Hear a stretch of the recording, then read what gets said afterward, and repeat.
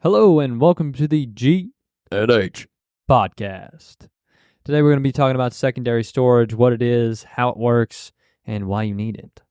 So first off, what is secondary storage? Secondary storage, it refers to storage of data that is not accessed frequently, unlike RAM, which would be primary storage. Secondary storage is more like your hard drive, SSD type.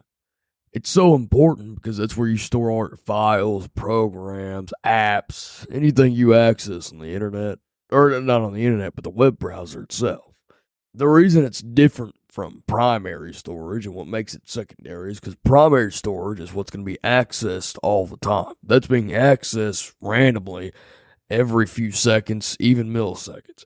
But secondary storage is where it's more long-term. That's where you install and download games and apps. So it's going to stay there a lot longer and be accessed less frequently. Alrighty, types of storage. So first off, we have magnetic tape. A magnetic videotape provides a low-cost medium for recording analog voices and video signals directly and simultaneously. I cannot speak today. Tape storage has come a very long way since 1928, and there's no wonder why it's still used today. Magnetic tape is portable, the air gap makes it resistant to cyber attacks if stored properly, and it boasts a low total cost of ownership. So how does this tape work? In recording on tape, an electrical signal passes through a recording head as the tape is drawn past, leaving a magnetic imprint on the tape's surface. When the recording tape is drawn past the playback or reproduced head, a signal is induced that is equivalent of the recording signal, then playing music. Hard disk drives. What is an HDD? A hard disk drive, or HDD, is an internal or external computer component that stores data, such as an operating system, applications, and user files. How does it work? A hard disk drive includes two main elements: a spinning platter like a just ginormous plate, and an actuator arm which is going to read data. The platter is a circular magnetic disk containing tracks and sectors that retain data. The actuator arm moves across the platter to read and write data. The platter spins, hence the name, on a spindle to help speed up the read and write process as the actuator arm moves across it. The data sectors are spread out randomly across the platter. Hard drives can be used on both within and outside computers. Internal hard drives are installed inside the computer's case and are directly connected to the motherboard and power supply.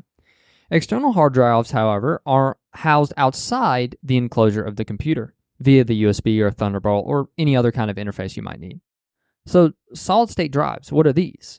A solid-state drive is a type of solid-state storage device that is that uses flash storage, which is usually used with semiconductors and every different kind of flash memory cells.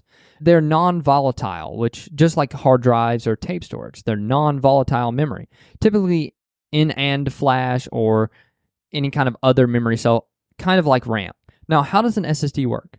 An SSD reads and writes data to an underlying set of interconnected flash memory chips. This chip uses a floating gate transistor, FGTS, to hold an electrical charge, which enables the SSD to store data even when it's not connected to power. So this is the big thing that everybody now talks about, cloud storage.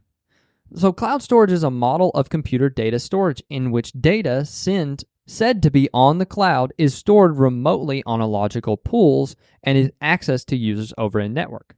So what this means is that cloud storage is not what most people think. Most people think cloud storage is just a cloud up in the sky and they're just sending their data into a cloud. No, that's not what this is.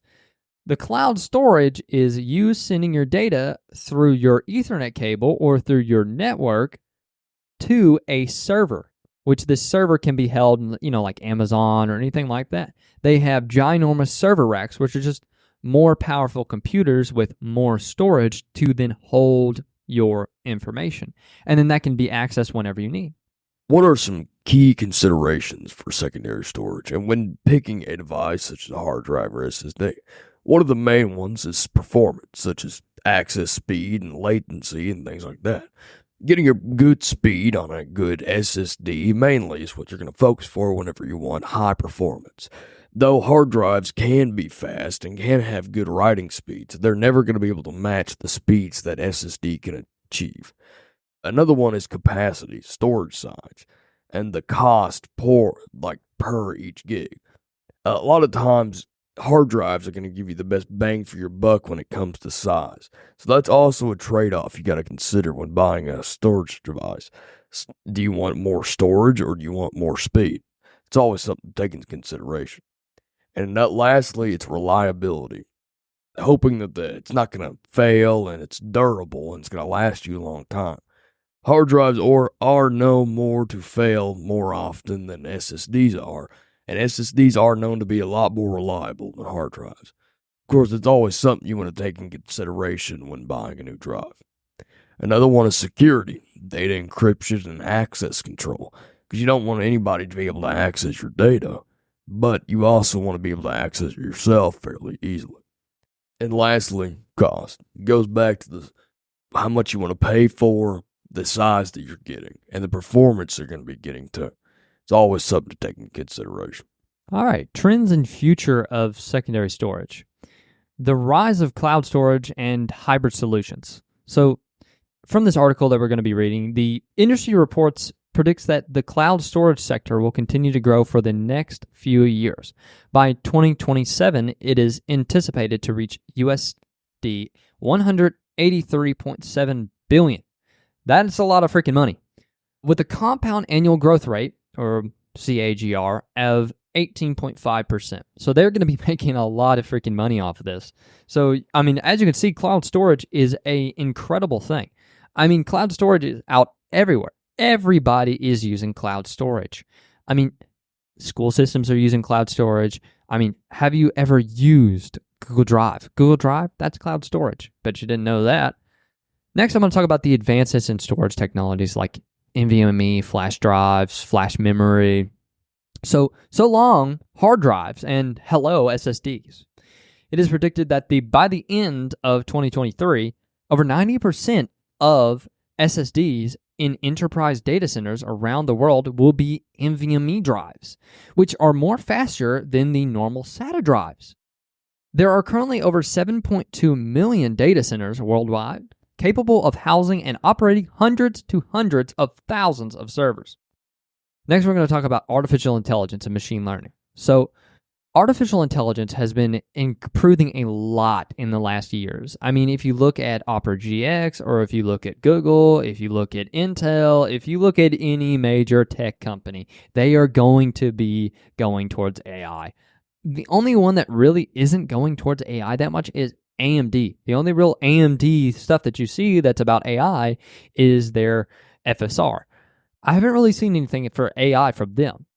However, AI is really, really big now, and it is gaining a lot of popularity from these companies. Stay tuned for our next episode of the G&H Podcast, where we'll be talking about the brains of the computer, the CPU. Well, we hope you enjoyed.